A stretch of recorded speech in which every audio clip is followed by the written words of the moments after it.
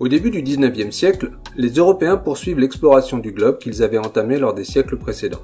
Ils explorent des territoires situés à l'intérieur de l'Asie et de l'Afrique, jusqu'ici mal connus, et rentrent en contact avec de nouveaux peuples. Pendant la première moitié du XIXe siècle, les Européens n'ont pas manifesté de grand intérêt pour la colonisation et, jusque dans les années 1880, c'est surtout l'Angleterre qui affirme sa volonté d'expansion coloniale. En France, par exemple, l'expansion se fait sans grande conviction, comme le montre la conquête de l'Algérie amorcée en 1830. À partir des années 1880, la chasse aux colonies s'accélère, les dirigeants politiques des grandes puissances se convertissant les uns après les autres à l'idée coloniale. Le premier champ d'expansion est la Méditerranée, dont l'importance est accrue par l'inauguration du canal de Suez en 1869, qui permet d'éviter d'avoir à contourner l'Afrique pour se rendre en Asie. En Afrique noire, la découverte du fleuve Congo par le journaliste anglais Stanley ouvre la compétition.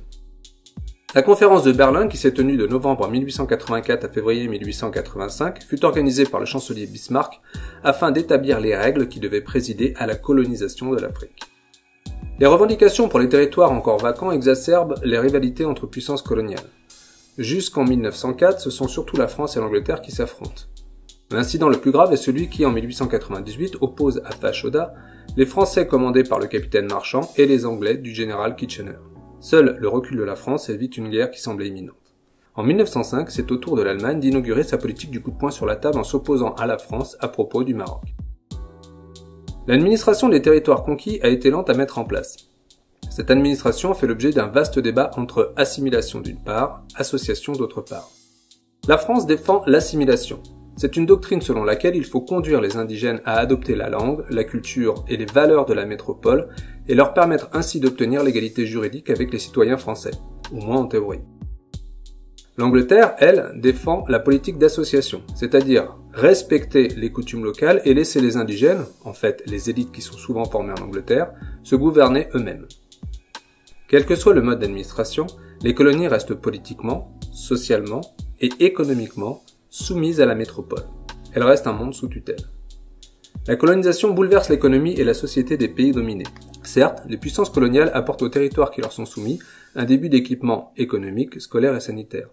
Mais la spoliation des terres par les cultivateurs et l'emploi assez général du travail forcé et de la violence sont les formes les plus brutales de la colonisation.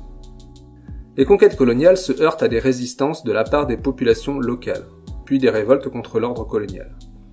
Mais l'européocentrisme, c'est-à-dire le fait de considérer l'Europe comme le centre de tout, domine, réduisant la vision de l'autre à des stéréotypes dégradants que les expositions coloniales diffusent dans le grand public. Par exemple, lors de l'exposition coloniale de 1931 à Paris, les indigènes des colonies sont présentés comme des races inférieures qui ont tout à apprendre des Français. Certains sont même présentés dans des zoos humains. Ce racisme est d'ailleurs même présent dans les manuels scolaires de l'époque qui font du blanc la race la plus parfaite par rapport aux Africains et aux Asiatiques. Donc pour résumer, les grandes puissances européennes se livrent à une course à la colonisation pour contrôler un maximum de territoire et donc de débouchés.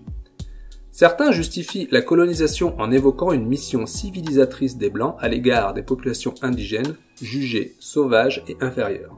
En réalité, les pays d'Europe, persuadés de leur supériorité, cherchent à accroître leur puissance, leur influence et leur prestige par la colonisation.